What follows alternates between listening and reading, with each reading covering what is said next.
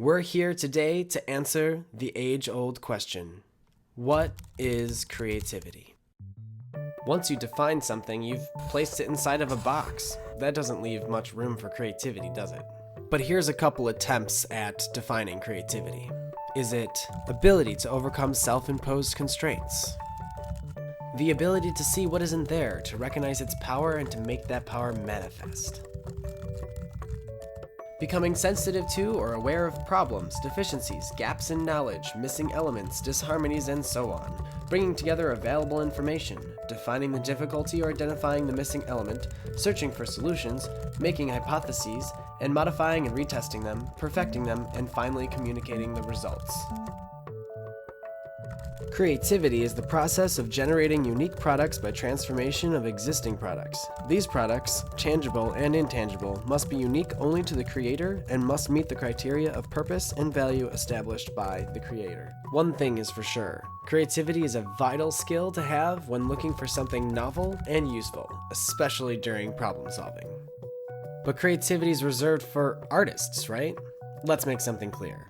Anyone can be creative, creativity can be taught, and you can be more creative. Let's talk about the stages of the creative process as defined in the Foursight model. Here we have a challenge, but is that really the problem? Often we spend time trying to solve a problem when in actuality the real problem is deeper than what's on the surface. So we need to break down the problem. This is called clarifying. Once we've clarified the challenge, it's important to form the challenge as an open-ended question. Take the challenge, I'm not a creative person, for instance. Let's form this into an open-ended question, like, in what ways can I be a more creative person? There, now that's something we can work with. Now that we have a challenge question to answer, let's start to answer it. Of course, there's no one answer, because if there was a simple answer to the question, then we wouldn't need creativity to answer it.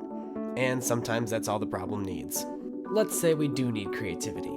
Now's the time to ideate. During ideation, come up with as many ideas as possible to answer the challenge question.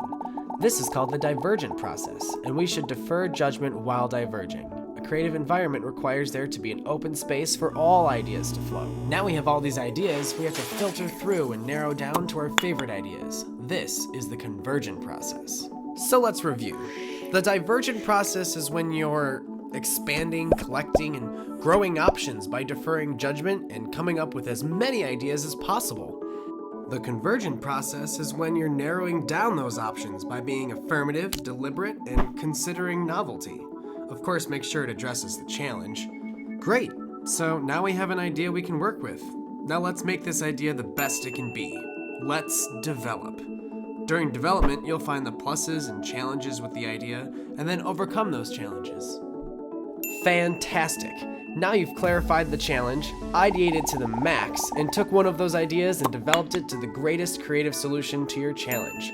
All that's left is to set the gears in motion. Implementation. Motivation and accountability is huge in this step. Here you just need the right people to make the idea come to life.